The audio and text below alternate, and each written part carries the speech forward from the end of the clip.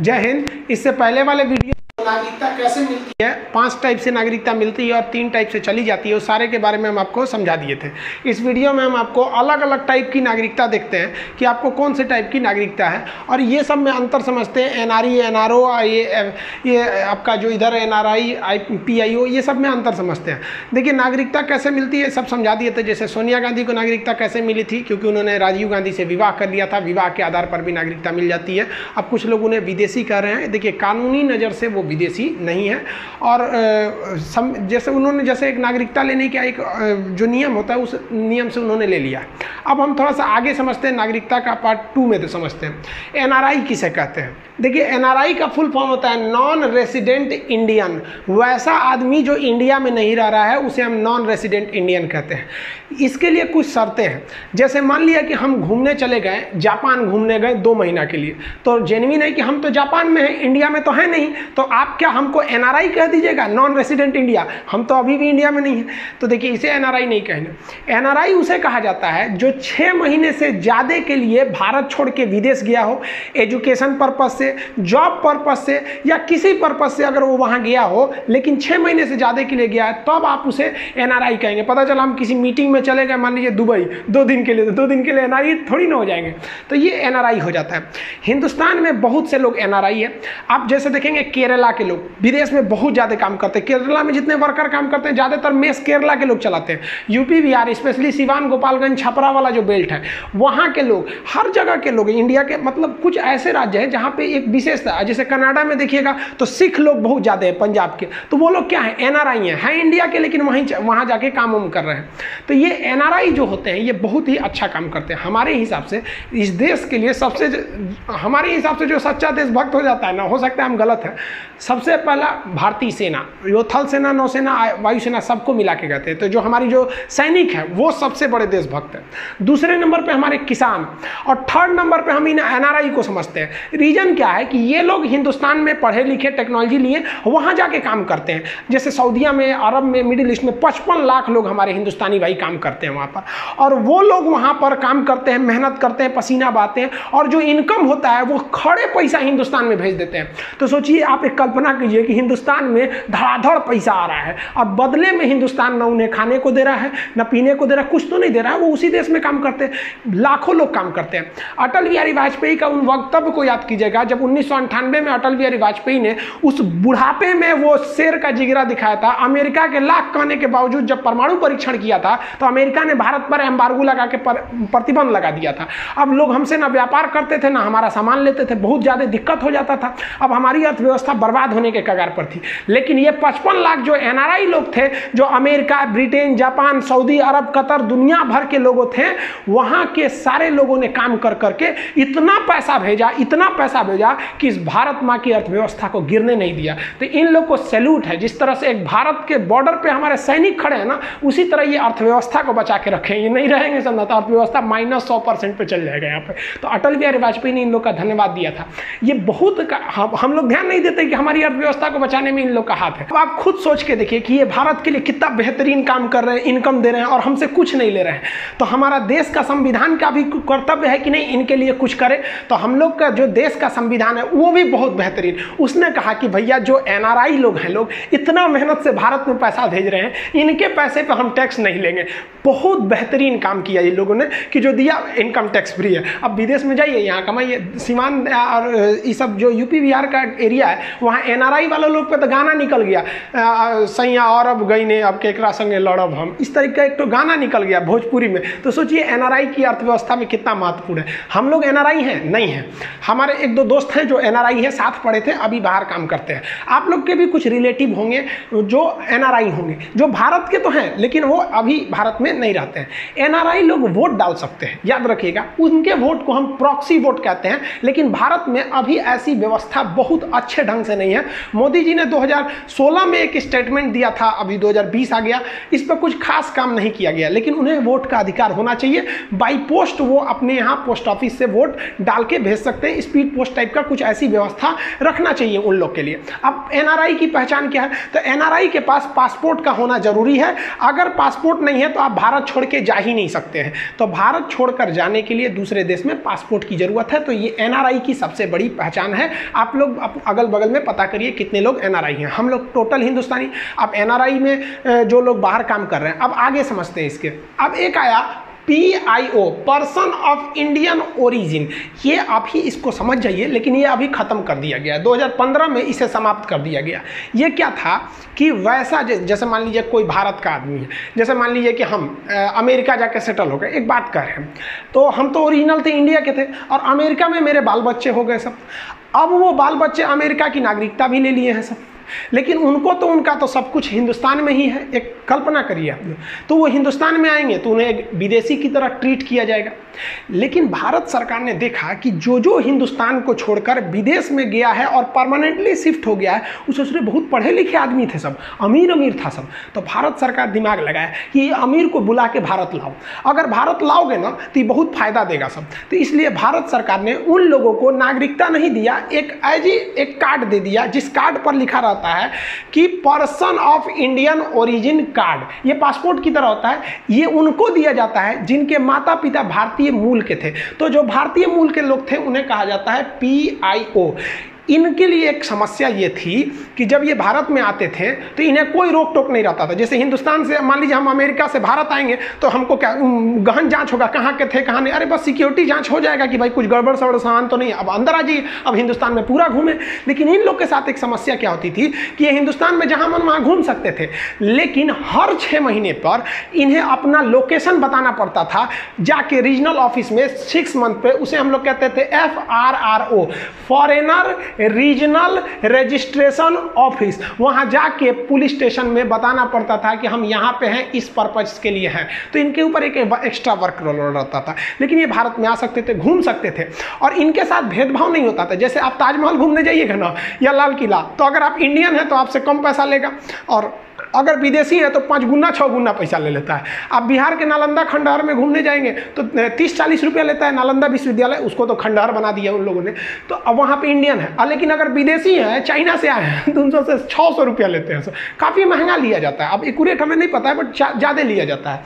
तो वो जो जिनके पास ये वाला कार्ड है वो तो इंडियन है नहीं, लेकिन उनको जब भारत बुलाया जाता है तो उनसे भी भारतीय की तरह ही ट्रीट किया जाता है। उतना ही पैसा लिया जाएगा जो जितना भारत से लिया जाता था भारत के लोगों को। लेकिन कुछ ऐसी चीजें थी जो इनको रोक दिया गया था, जैसे नहीं डाल सकते हैं, ना ही ये चुनाव में खड़े हो सकते हैं, कोई बड़ा सरकारी पद नहीं ले सकते हैं, जैसे राष्ट्रपति, प्रधानमंत्री, ये सब टाइप का पद नहीं ले सकते थे PIO। लेकिन इसे 2015 में खत्म कर दिया गया। खत्म क्या किया गया, एक इसके जगह नया नियम ला दिया गया। और नया नियम क्या था, जिसमें ये 6 महीने वाला रिस्ट्रिक्शन खत्म कर दिया गया। 6 महीने वाला रिस्ट्रिक्शन खत्म करके इसका नाम चेंज कर दिया गया। 2005 में वो इसको मर्ज कर दिया गया ओवरसीज नागरिकता में। अब इंडियन देखिए, अब OIC क्या है, तो इसे कहते हैं overseas citizenship of India. Overseas citizenship के पास भी एक पासपोर्ट की तरह का वो रहता है, उस पर लिखा रहता है ओवरसीज सिटीजन्स ऑफ इंडिया। तो ये भारत के प्रवासी भारतीय का जो नागरिक कार्ड होता है, ये उनकी पहचान होती है। लेकिन एक शर्त है, ये उसे नहीं दिया जाता है जो पाकिस्तान या बांग्लादेश का है, क्योंकि मिसयूज होने लगेगा यहाँ से, इसलिए इसे रोक लगा दिया जाता है। अब इसकी खासियत क्या है भाई साहब, ये एकदम है PIO की तरह। इसमें कुछ छूटे हैं, आपको वीज़ा नहीं लगता है, उसमें भी वीज़ा नहीं लगता था PIO में। वीज़ा क्या होता है, जिस देश में एंट्री करने जाते हैं ना, तो एंट्री करने से पहले ही आप पूछते हैं हम आए कि नहीं आए, तो उसको वीज़ा बोलते हैं। जैसे नरेंद्र मोदी 2014 से पहले अमेरिका ने उनको वीज़ा नहीं दिया था कि आप अमेरिका में नहीं घुस सकते हैं, और जब चुनाव जीत गए ना तो बोला क्या, नमस्ते हाउडी मोदी, नमस्ते ट्रंप कर रहा है। अरे भाई, हिंदुस्तान के प्रधानमंत्री को कोई थोड़े रुक सकता है। तो हम लोग को भी अगर हम जाना चाहते हैं जापान, अमेरिका, तो हमारे पास पासपोर्ट रहना चाहिए, मतलब हमारा देश जाने के लिए बोल रहा है, और अमेरिका का वीज़ा रहना चाहिए। लेकिन भारत सरकार ने जो लाया ओवरसीज सिटीजनशिप ऑफ इंडिया, इसमें कहा गया कि जिनके पास ये कार्ड है वो जब भारत में आएंगे तो उन्हें वीजा लेने की जरूरत नहीं पड़ेगी। कोई वीजा की जरूरत नहीं है, उनके लिए वीजा नहीं लगेगा, और ना ही उन्हें पुलिस स्टेशन या FRRO के ऑफिस में जाके रजिस्ट्रेशन कराना पड़ेगा, और ना ही उनके साथ कोई जैसे म्यूजियम या कोई पार्क वगैरह में जाते हैं तो एक्स्ट्रा फीस भी नहीं ली जाएगी। इसमें भी उन्हीं को नागरिकता दी जाती है जिनके माता पिता या उनके पूर्वज दादा दादी कोई भी जो कभी ना कभी भारतीय रहा हो, लेकिन ये व्यक्ति क्या है जो विदेश में सेटल है। इससे फायदा क्या होगा, जिंदल जो बहुत बड़े उद्योगपति हैं, करोड़ों करोड़ों हिंदुस्तान में, देखिए हिंदुस्तान में क्या होता है, गांव का आदमी है, कमाएगा ज्यादा तो जिला में जाके बस जाएगा, और कमा लिया तो उस राज्य की राजधानी में जाके बस जाएगा। जैसे बिहार में ज्यादा कमा लिया तो पटना में आके बस जाएगा, पटना वाला ज्यादा कमा लिया तो दिल्ली जाके बस जाएगा, दिल्ली वाला ज्यादा कमा लिया तो मुंबई जाके बस जाएगा, और मुंबई वाला ज्यादा कमा लिया तो सोचा लंदन जाके बस जाएगा। तो भाग रहा है सब इधर उधर, लाइफ इज मूविंग। तो लंदन जो भागा है इसका मतलब वो सबसे ज्यादा कमाया है, तो उसको पकड़ के लाओ इंडिया, कुछ ना कुछ पैसा देगा। तो उसी सब के लिए बनाया गया OIC। अब लंदन में बड़का बड़का करोड़पति है सब, उसको कहा गया आइए भाई साहब भारत आइए, आपको एंट्री में कुछ नहीं पूछेंगे, कोई वीजा उजा की जरूरत नहीं है, आप आ जाइए भारत में, कोई दिक्कत नहीं है, यहाँ आइए घूमिए फिरिए, ना वीजा ना पुलिस स्टेशन, एकदम आराम से, कितना बार आइए कितना बार जाइए, कोई दिक्कत नहीं है, यहाँ आइए। जब जब वो हिंदुस्तान में आएगा तो उसे अपनी मातृभूमि की याद आएगी और अपनी मातृभूमि के लिए कुछ करेगा। यहाँ पे आएगा, टूरिस्ट भी बन के आएगा अपना जमीन को घूमने, तो भारत को कई लाभ होंगे। तो ये 3 तरह की नागरिकता आप समझ कर, हम लोग बाहर नहीं है तो हम लोग सिंपल नागरिक कहलाएंगे, जो विदेश काम करने गया है वो NRI कहलाएगा, और एक पर्सन ऑफ इंडियन ओरिजिन को खत्म करके उसी की जगह क्या ला दिया गया है, ये ओवरसीज नागरिकता, ये लक्ष्मी मन समिति के सिफारिश पर इसे लाया गया था। इनके पास एक तरह का ये कार्ड होता है। अब समरी में समझिए क्या क्या है भाई, ये जो है पर्सन ऑफ इंडियन ओरिजिन, इसको तो खत्म कर दिया गया, इसको किस में मर्ज कर दिया गया है, ओवरसीज वाले में मर्ज कर दिया गया। इन दोनों की विशेषता, ये दोनों वोट नहीं डाल सकते हैं, दोनों इलेक्शन नहीं लड़ सकते हैं, इनमें नहीं था। लेकिन NRI वाले लोग प्रॉक्सी वोट डाल सकते हैं, लेकिन अभी उतनी अच्छी सुविधा नहीं है। NRI कौन होता है, जो भाई काम करने गया है विदेश में, अब विदेश से पैसा भेजेगा, इसके लिए भी तो कोई व्यवस्था होना चाहिए। तो भारत में 1999 में एक फेमा एक्ट लाया गया। फेमा एक्ट क्या है कि for the foreign exchange management act. FEMA act के तहत कहा गया कि भाई जो विदेश में काम करने गया है वो इंडिया में किस किस हिसाब से पैसे भेजेगा। अब कोई व्यक्ति विदेश में काम करने गया है तो भाई पहले तो हिंदुस्तानी में न होगा, तो इंडिया के किसी ब्रांच में उसे अकाउंट खुलवाना पड़ेगा। अब ये अकाउंट 3 टाइप के हो गए सर, वो हो गया एक NRO अकाउंट, NRE अकाउंट और FCNR अकाउंट। अब इन सबको आप समझिए अलग अलग करके। देखिए, अगर कोई व्यक्ति हिंदुस्तान में है और वो विदेश में जाके काम कर रहा है, तो उसको अगर उसने NRO अकाउंट खुलवा लिया है, NRO का मतलब होता है नॉन रेसिडेंट ऑर्डिनरी अकाउंट। इस अकाउंट का फायदा ये होता है कि जैसे मान लिया कि हम अमेरिका चले गए काम करने के लिए, अमेरिका चले गए पढ़ाने, तो अमेरिका से मान लीजिए हमको जो पैसा मिल रहा है तो हम किस अकाउंट में भेजेंगे, तो इसी NRO में भेजेंगे।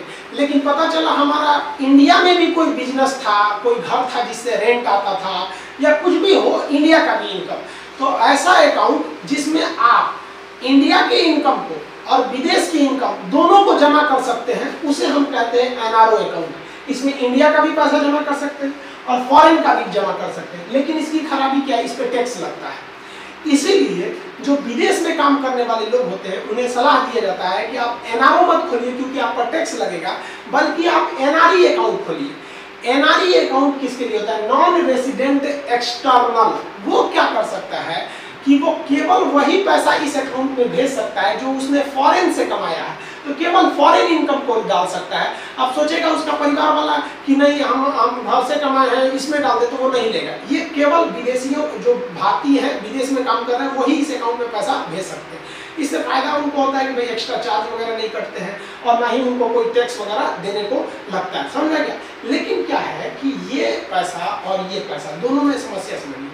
आप विदेश में काम करेंगे तो आपको वहाँ सैलरी रुपया के हिसाब से तो नहीं मिलेगी, डॉलर मिल सकता है, रियाल मिल सकता है, जहाँ भी जिस देश में है उस देश की करेंसी मिलेगी।